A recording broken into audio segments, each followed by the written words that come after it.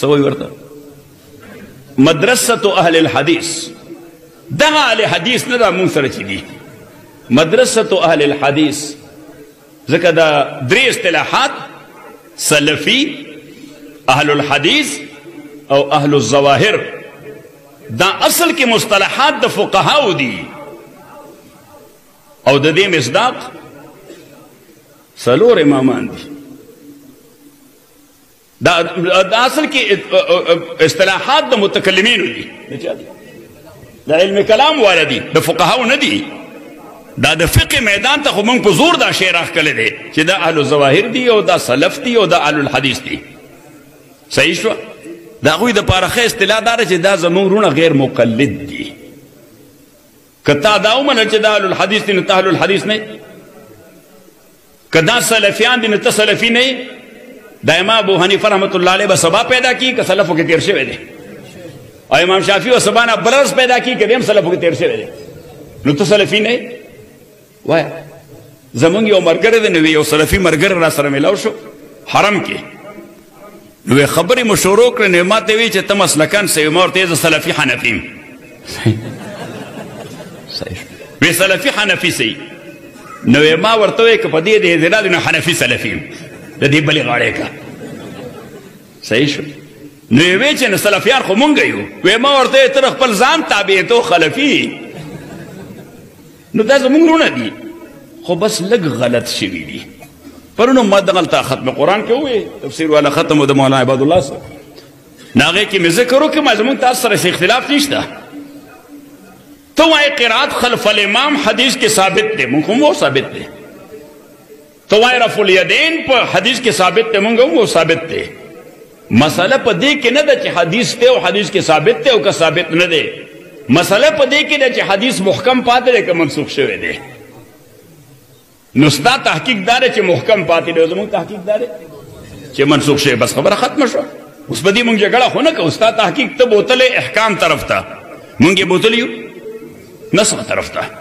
نو ته وایې محکم دی نو عمل پې کې مونږ او منسوخ ته نه پې کوو نور خو مونږ تا ته دا نه وشي ته ګمراه انا لله و انا الیه راجعون خو زمونږ تا سره اصل جګړه دا ده چې ته زمونږ بابا پسې سپکې وایې نو بس دا بابا ته سپکې مه وایه نو راغاړې وځه صحیح البته ما یو مسله کې لږ زما خدشه ده هغې کې مې اتفاق در سره نشته چې که سړی درنه هغه ځای ولاړې او ته دلته ولاړې نو بیا به کولاویږې صحیح شو چې خپه ور ورسوې نو ما په دې کې هم دوره اختلاف در سره نشته کولاویږه خو چې کوم ځای درد شروع کوي نو بیا بس که ځکه زمونږ ستا سره همدردي ده نو دا خبره مناسب نه چې ما وکړه خو ماله دا درد را کوي چې ته امام ابو حنیفه ته کنزل ولیکې ته امام ابو حنیفه ته خدای نه یریږي د اهل حدیثو کې یو ډېر لوی عالم تېر شوی دی مولانا داود غزنوي رحمه الله ختم نبوت کې ډېرې لویې قربانۍ دي د هغه دوه زامنو مولانا عبدالجبار صاحب غزنوي او مولانا عبدالغفار غزنوي او دا دواړه هم ډېر لوی عالمانو په وخت د وفات کې د دواړو زامنو ته څه وصایا کول وی زمونږ مسلک د اهل الحدیث دی یعنی کوم مصطلح اهل حدیث موجوده دور کې وی مسلک مو دا دی نو وی خپل مسلک سره یی خو د امت د سلفو د بې احترامۍ تصور هم مه کوئ دا د ټول امت مقتدا دی مونږ ته بلا ډېرې خبرې زده کوو ځکه په حدیث ظاهر ځم نو هغه ځای په هغه ظاهر حدیث به امام ابو حنیفه هم تلی نو ما اغستی امام شافعي احمد ابن حنبل یا امام مالک به اغستی ما هم اغستی نو امام زده کړه د هغوی نه کړې ده نو وی یو خدا او وی دویم بالخصوص چونکې زمونږ په علاقه کې وی حنفیت ته اکثریت کې نو زمونږ ملګري وی امام صاحب پسې کله سسپکه خبره وکړي وی د امام صاحب غوښه ګوره ډېر زهریله ده دا خو چې اوس وخورې نو ډېر زر اثر نه کوي دې ته وایي سلو پوایزنینګ نو سلو پوایزنینګ دمه په دمه باندې په آرګنز باندې اټیک کوي لیور خراب کی نو بیا کډنی خراب کی نو بیا پتا خراب کی نو بیا لاندې نور شی خراب کی او بر بیا صحیح ده ته جوړم په دې یو عضو پوه شوې ځکه په دې نور ونه خاندل او بیا اخر کې زړه خراب کی نو سړی باندې اټیک وشي دې ته وایي سلو پوایزنینګ نو ورته د امام صاحب غوښه ګوره ډېر زهریله ده دا معاف کول نه کوي نو د امام صاحب به ډېر زیات احترام کوئ. دا سړی وی د نور مشعل دی. نو بهر تقدیر عرض میں کو استاذ کے ولی نعمان شاہ چرته دی ولی نعمان شاہ مناظر صاحب ته کوم ځای ناست دته بیګای ما مناظرې وبس کې امت له بد جوړ څه خبرې پیدا کې. توڑ خو آسان کار دی که ته غواړې چې زه ټولو خلکو سره تعلقات منقطع کم نو بس اوس روان شه. چاته وایي ستا موره، چاته وایي ستا خوره، چاته وایي ستا دا خوله او بل ته وایي ستا دا پوزه، بل ته وایي غوږ. تر ماقامه پورې دا ټول لاور کلی به دشمن کړی. خو که ته غواړې چې دوست مې جوړ کړې دوستۍ دپاره ډېر لوی تګودو کولی. دوستۍ دپاره